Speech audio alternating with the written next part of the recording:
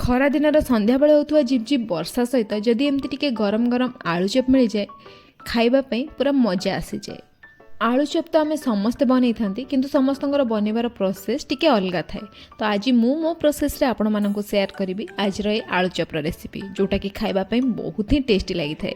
आशा करेंगे आज वीडियो आप समस्त को बहुत पसंद आसो। पसंद आसले गोटे लाइक करूँ, आपंकर फ्रेंड्स और रिलेटिव सहित वीडियो को बहुत मात्रा शेयर करूँ। चैनल जदि नुआ सब्सक्राइब निश्चय करूँ। नमस्कार, जय जगन्नाथ। स्वागत करुच्ची आपण मानक आम रोसे आम परंपरा को।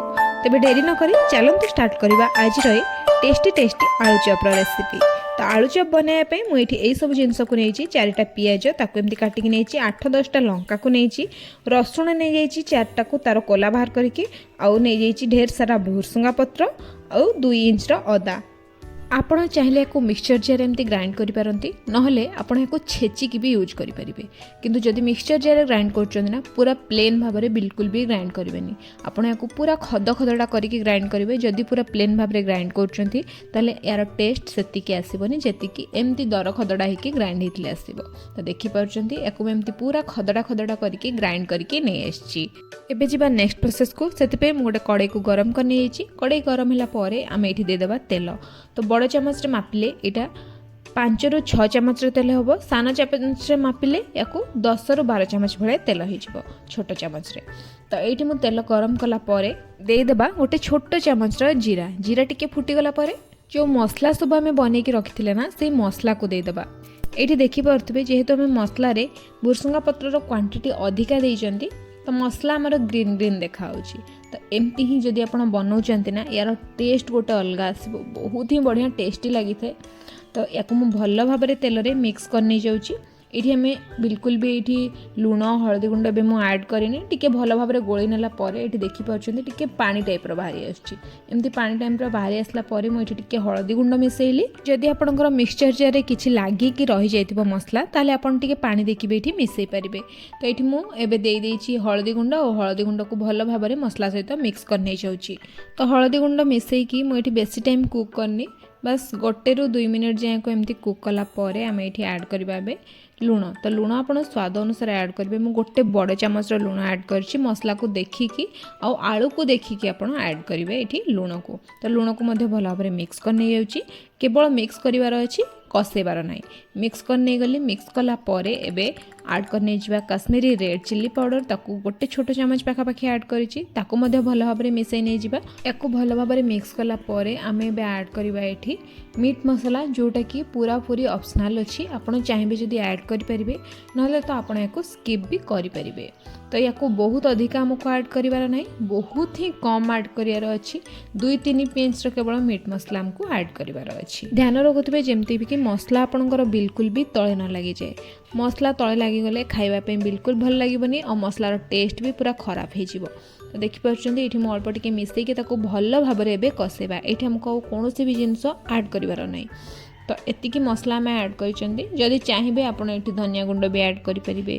किंतु आम एतिकी मसला बनइबा। आ ये देखिपुंट मुझे ये सीझा आलू। तो ये मुझे पाखापाखि 8टा आलू सीझेकी नहीं। तो आलू को ये ऐड करवा आम मसला आमर भल भाव में कषे सारापर। तो देखी भी पारुथिबे मसला आमर बढ़िया से कषी भी हो गलानी। बिल्कुल भी मसला रे पानी अंश ना, पूरा पूरी सुखा सुखा होकर मसला कषी होई। टाइम रे आम जो आलू सीझेकी रखिले ताको ऐड करवा। तो हाथ में एमती टिके टिके चकटी चकटी मुझे ऐड कर नहीं जाऊँगी गोटे गोटे करके। जदि आपन को मसला रे बा आलू रे टिके कम लुण लगुए तो आपड़ पर भी ऐड करेंगे, कौन असुविधा ना। तो ये देखिपुंट मुझे सब आलू को दे सारापर मसला सहित भल भाव में मिक्स कर नहीं जाऊँगी। ये टाइम जदि आप गैस फ्लेम को हाई देते ताहले एटा पोड़ी जिबार चांस थाए। तो आप मीडियम रे देकी ही कुक करेंगे। मु पूरा प्रोसेस को मीडियम रे ही करी, बिल्कुल भी हाई फ्लेम को करिनी। तो ये देखिपुंट मुझे भल भाव में मसला सहित आलू को मिसई दूची और भल भाव में कुक कर नहीं जाऊँगी। आपड़ चाहिए जदि ये गैस फ्लेम पूरा ऑफ करके आलू को मिसई पारे कहीं आमर मसला भल भाव में कुक हो सारी। तो फाइनाली ये आमर आलुचपर मसला पूरा पूरी रेडी हो जाए। जा नेक्स्ट प्रोसेस को। तो ये मसलू आम छोट छोट गुला करके आलुचप प्रस्तुति करवा। आलू ठंडा है मुझे ये सबुड़ी को बनई सारी और अल्प टिके आलू को लेकिन आपको देखा एमती अल्प छोट छोट करके हमें बनइबा। तो टिके आलू को गोल करदे एमती नहीं कि और तापर टिके हल्का प्रेस कर नहीं जाए। तो ये आमर आलुचप जो गोल गोल आलू दरकार सेटा हमर रेडी हो जाइए। एबे जीवा नेक्स्ट प्रोसेस को सेथिपे हमको दरकार बेसन। तो ये मु पाखापाखि 3 कप बेसन नहीं जाइए और बेसन को देखिकी स्वाद अनुसार लुण देदेबा आमे ता सहित देदेबा ये टिके खाइबा सोडा।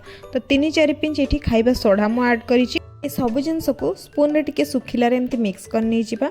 सुखिलारे एमती मिक्स कला परे आमे एठी पानी देबा और पानी देके ताको भल भाबरे गोळेबा।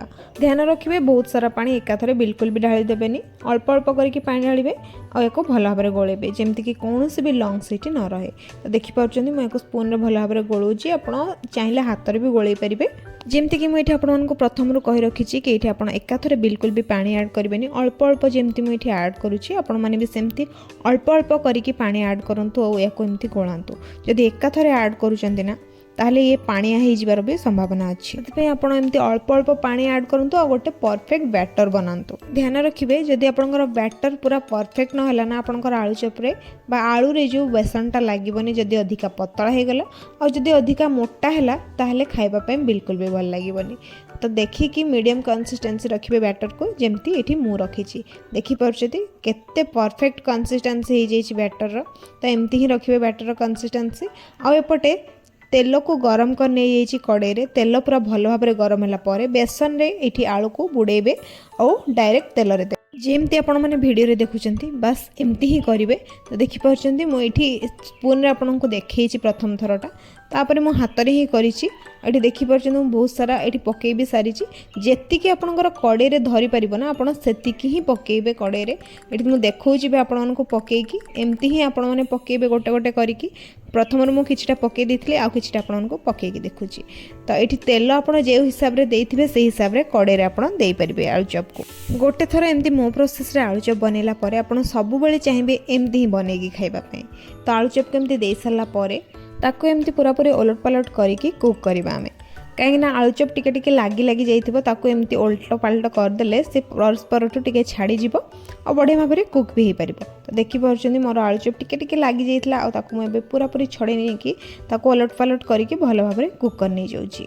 आपण जेतबेले तेल रे आलू चॉप को पकाउछन्ती तेल परफेक्टली गरम थिबा दरकार। जदि परफेक्ट गरम न रहिला तेबे आलू चॉप भल भाव में कुक हबनी किंबा आलू चॉप तळे लागी जिबार भी चांस रहिबो। तो देखिए आप तेल को परफेक्ट गरम करेंगे तापर जाकि आप आलू चॉप को पकेबे। तो एमती ओलट पालट करके भल भाव में कुक कला ये आम आलू चॉप भी परफेक्टली कुक हो सारी चारिआडू भल भाव में कुक हो जाम आलू चॉप।